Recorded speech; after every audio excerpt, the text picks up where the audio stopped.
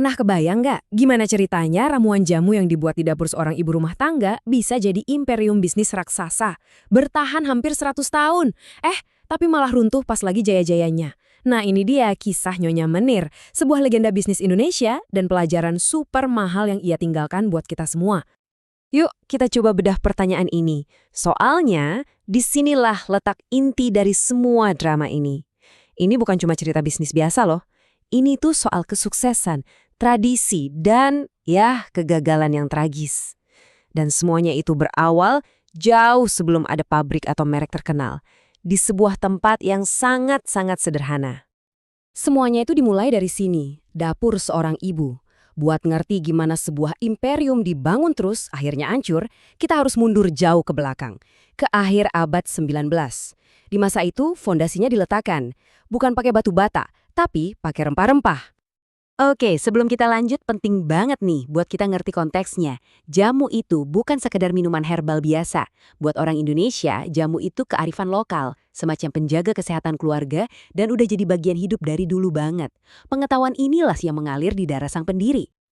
Nah, ini dia nih yang seru. Asal-usul namanya tuh ikonik banget.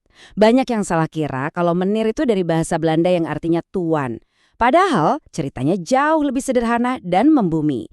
Nama ini lahirnya ya dari dapur, dari beras patah yang jadi idaman ibunya. Simple, tapi kelak jadi merek yang mendunia.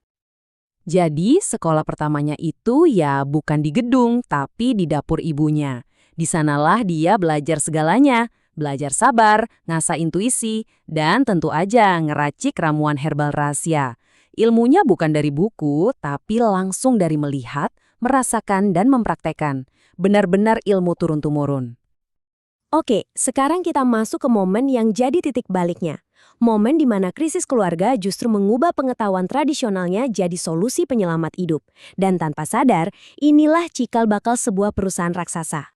Yang bikin luar biasa, bisnis ini tuh sama sekali nggak direncanain loh. Semuanya dimulai dari sebuah krisis. Suaminya sakit parah, udah coba berobat modern kemana-mana tapi dokter angkat tangan. Dalam keputusasaan, dia kembali ke ilmu warisan ibunya.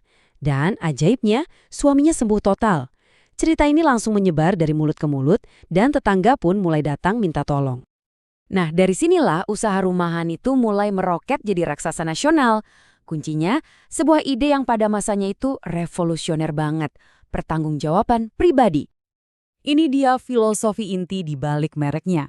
Coba bayangin di zaman di mana produk itu seringkali nggak jelas siapa pembuatnya, dia berani melakukan hal yang radikal, masang wajahnya sendiri di setiap kemasan.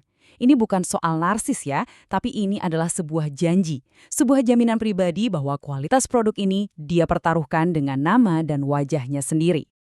Dan di tahun 1919, inilah tonggak sejarahnya. Perusahaan jamu cap potret Nyonya Menir resmi berdiri. Namanya aja udah menegaskan janjinya secara langsung ke para konsumen. Maju 2 dekade kemudian, tonggak sejarah berikutnya tercapai. Toko retail resmi pertama akhirnya dibuka di Semarang. Ini jadi tanda penting, transisi dari bisnis rumahan menjadi bisnis yang lebih formal dan terstruktur.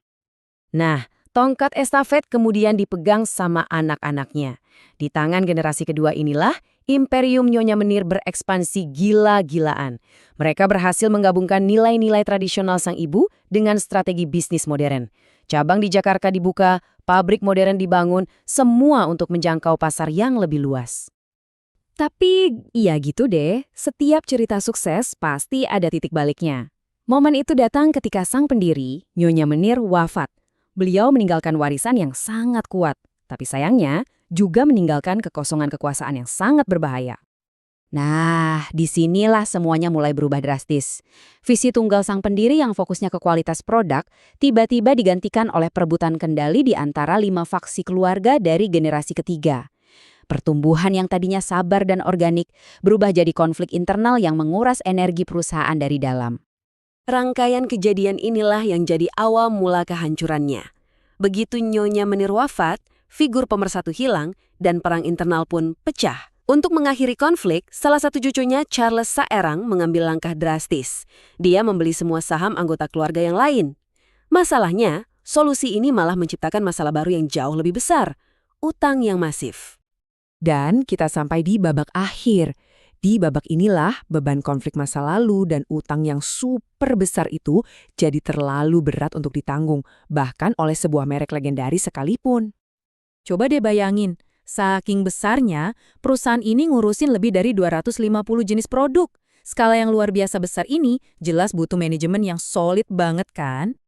Dan bukan cuma soal produk, ada lebih dari 2.000 karyawan yang hidupnya bergantung pada perusahaan ini. Ini nunjukin betapa besarnya skala operasional dan tanggung jawab yang mereka pikul saat itu. Nah, ini dia biang keroknya. Semua pertumbuhan agresif dan proses pembelian saham keluarga itu ternyata dibangun di atas gunung utang yang nggak sehat. Fondasi keuangan perusahaan jadi rapuh banget, kayak rumah kartu yang siap ambruk kapan aja. Dan akhirnya, vonis itu jatuh.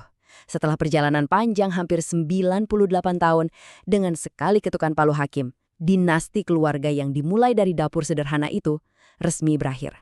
Sebuah akhir yang benar-benar mengejutkan bagi sebuah ikon nasional. Ceritanya emang tragis banget, tapi justru dari puing-puing keruntuhannya ini, ada banyak pelajaran bisnis dan kehidupan yang super penting dan tak lekang oleh waktu yang bisa kita ambil.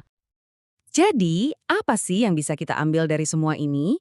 Pertama, visi seorang pendiri itu nggak otomatis nular ke generasi berikutnya. Visi itu harus terus ditanamkan dan diperjuangkan.